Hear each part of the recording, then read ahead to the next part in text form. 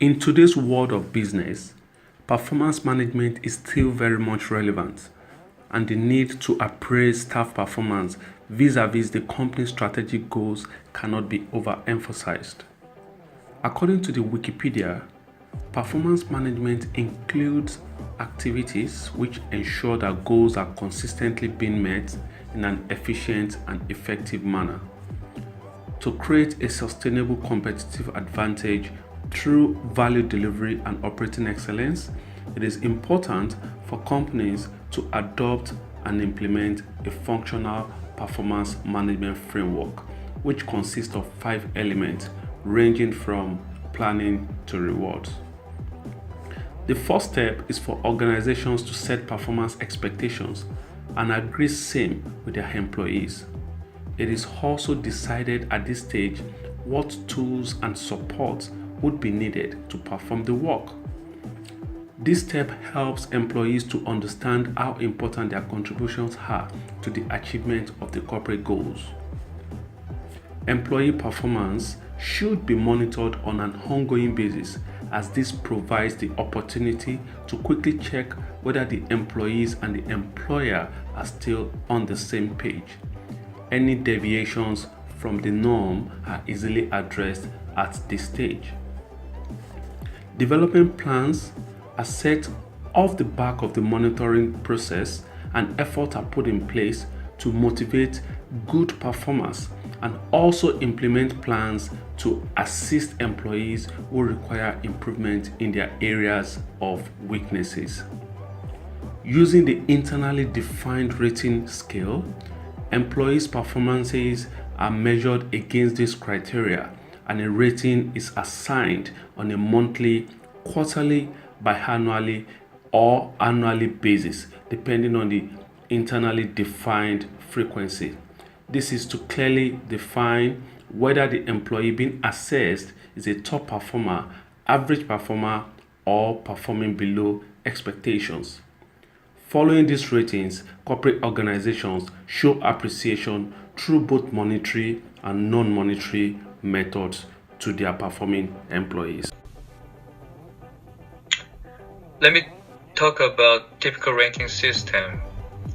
One of the most typical ranking system is the first ranking, which was widely used by big major companies like GE and Samsung. First ranking is a performance management tool that uses intense annual evaluations to identify a company's best and worst performers using person-to-person comparison. This system is used to improve the quality and productivity of the workforce. Managers rank employees into 3 different categories, as you see the graph on the right side of the slide. The top 20% are the A players, the people who will lead future of the company. They are given raises, stock options, and training. The middle 70% are the B players, steady eddies, who are given smaller raises and encouraged to improve. The bottom 10% are the C players, who contribute the least and maybe meeting expectations, but are simply good on a team of greats. They are given no raises or no bonuses and are either offered training, asked if they be happier elsewhere, or fired. This first ranking first gained attention at G in 1980s. Since then, it has been widely used by big major companies. With regard to the first ranking, let me share Jack Welch's statements. He said the first ranking should be used for differentiation. Candid appraisal of employees is essential, that they need to know exactly where they stand in an organization with constant feedback and coaching. So now that you've heard a bit about how forced performance rankings work, let's get a little bit more into the debate and actually discuss some of the pros and cons. So what are some of the pros? One, it does help organizations weed out poor performers.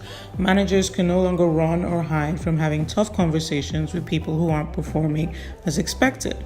Secondly, it does help organizations identify top performers, right? And as we've learned so far in the course, you want to invest disproportionately in this group of people because, more than 80% of your organizational value is coming from your top performers.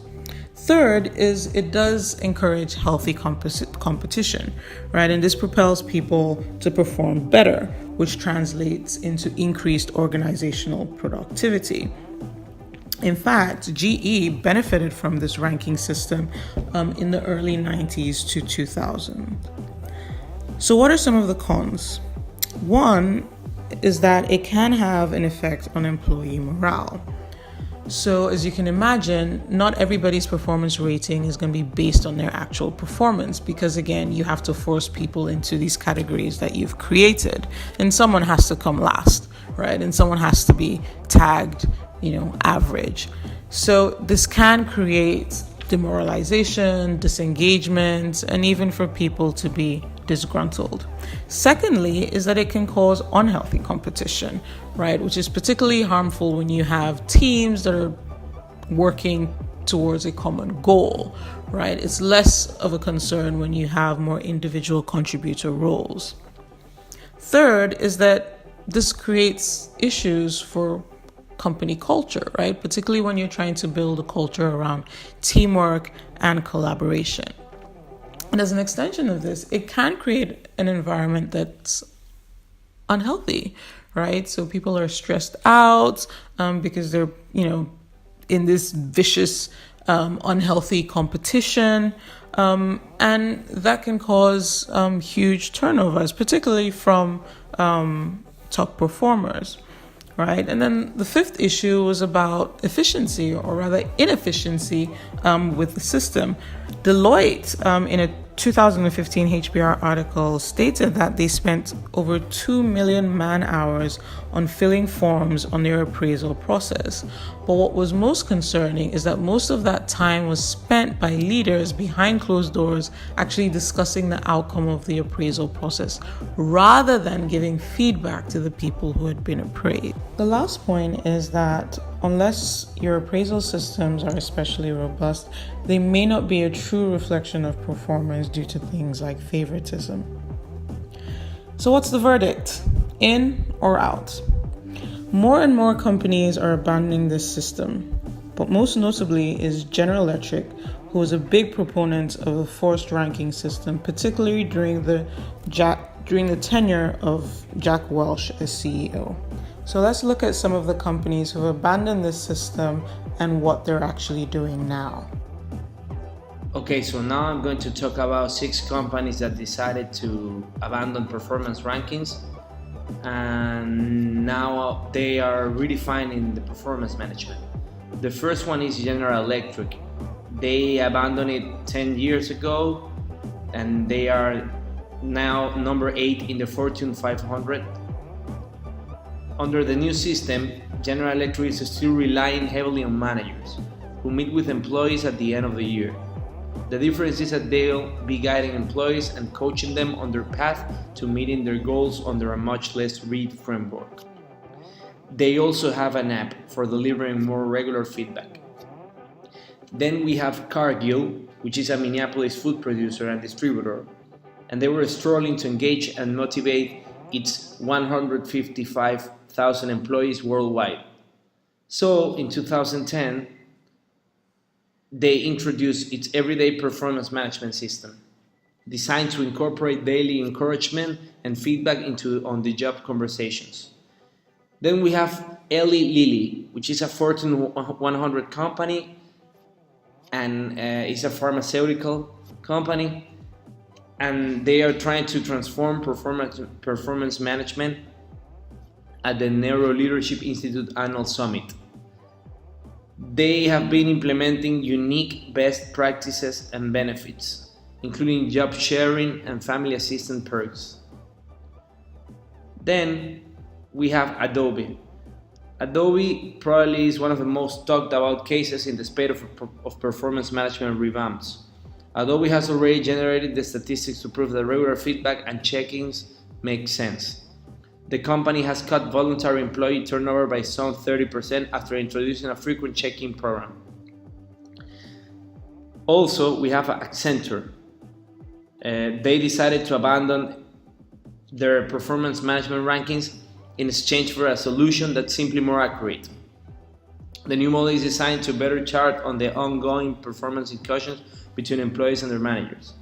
Finally, we have Google, but Google is kind of different because they have been doing a different thing since they started. So basically, Google's managers continue to refine this approach to coach employees toward creating and achieving their goals. About removing rating makes sense. But does it really work? Less than 5% of managers are able to effectively manage employees without rating.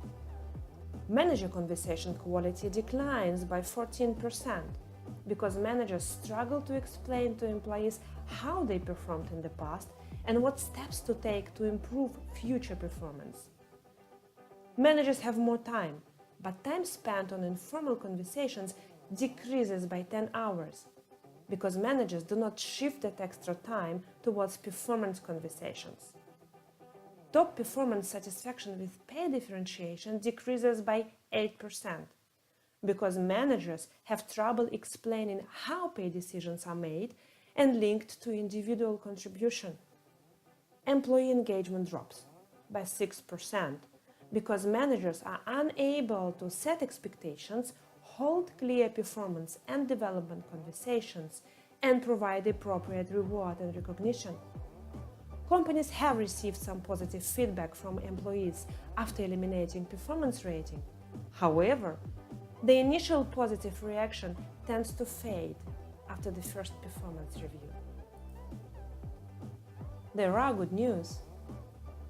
Experience showed 3 ways of best practices how to make new feedback system work much better than the system of forced ratings. Number 1, provide ongoing, not episodic performance feedback. This can improve employee performance by up to 12%, according to CEB analysis.